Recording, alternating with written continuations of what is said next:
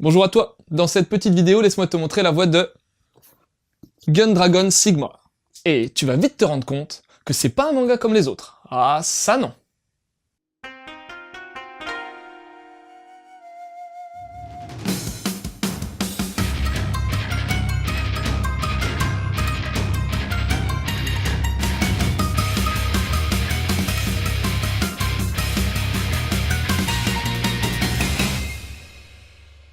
L'histoire se déroule dans le futur, en 2030. Et l'héroïne, c'est Sigma, une nana qui a pas froid aux yeux, ni aux fesses d'ailleurs, car tu remarqueras vite qu'elle aime bien se balader en string. Enfin bref, Sigma est une sorte d'agent travaillant pour le compte de l'organisation Gundragon. En gros, c'est une espèce de milice devant faire régner l'ordre à Dejima, une île artificielle créée tout près d'Okinawa. Pourquoi je te parle de ça ? Ben c'est qu'en fait, cette île est le seul endroit sur Terre où les extraterrestres ont le droit de venir. Et ouais, c'est comme ça en 2030, cherche pas. Mais je t'avouerai que cette particularité amène son lot d'embrouilles et que t'as un paquet de trafic en tout genre à réguler. Et comme l'Alliance, le groupe d'intervention des Terriens, et l'Union, même chose mais composée d'extraterrestres, n'arrivent pas à gérer la situation, c'est bel et bien Gundragon qui s'y colle, Sigma en tête. Et alors qu'elle va tomber nez à nez avec un Mumérien, une espèce de Bernard l'ermite extraterrestre capable de voyager dans l'espace et dans le temps, ben les problèmes vont s'amonceler. Heureusement, armé de sa fidèle moto et de son string, Sigma va pas se laisser faire.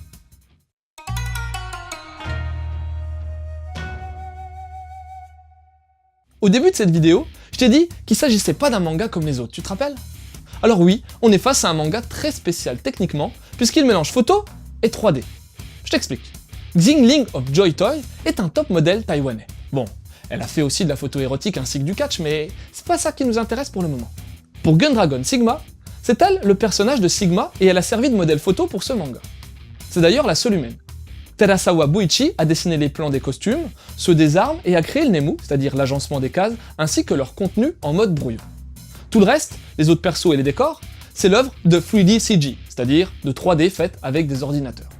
Le résultat est surprenant. Déjà, l'intégration est bonne. Que ce soit au niveau du détourage de Sigma ou bien des lumières, des ombres et tout le baratin, c'est bien foutu. Après, je vais pas te mentir, la 3D accuse le coup.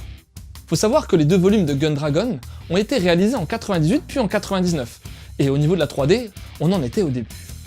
Ça manque donc pas mal de textures, mais ce sont les limitations techniques de l'époque qui veulent ça.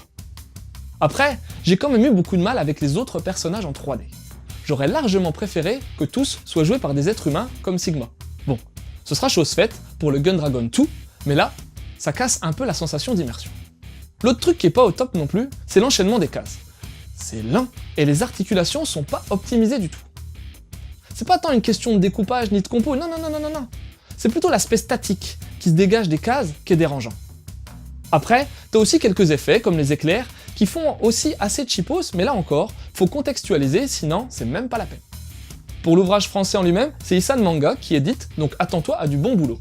Le papier est top, tout comme la reliure. Là où j'ai pas apprécié, c'est pour les onomatopées francisées.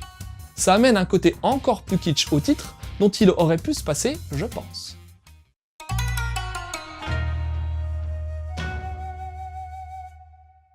Bon, retour rapide sur l'énorme mangaka qu'est Terasawa Buichi. Si son nom ne dit rien, je suis sûr que tu connais Cobra quand même, non ? Tu sais, c'est ce héros inspiré de Jean-Paul Belmondo avec une combi en latex rouge et un Psycho Gun au bras. Au début de sa carrière, Terasawa a même été l'assistant de notre maître à tous fans de manga, Tezuka Osamu. Il est aussi un des pionniers dans l'utilisation des ordinateurs pour la création de mangas, notamment en termes de colorisation. C'est également lui qui est à l'origine de son propre studio Black Sheep. Gundragon Sigma puis Gundragon 2 sont de parfaits exemples de l'aspect avant-gardiste du mangaka. Et au niveau de l'histoire, même si tu verras que c'est largement moins révolutionnaire, ça tient quand même la route. Sans être exceptionnel, la conduite narrative nous amène dans un univers de SF à l'ancienne, combinant codes technologico-spatiaux et mode limite 70s. On sent fortement les goûts de Terasawa.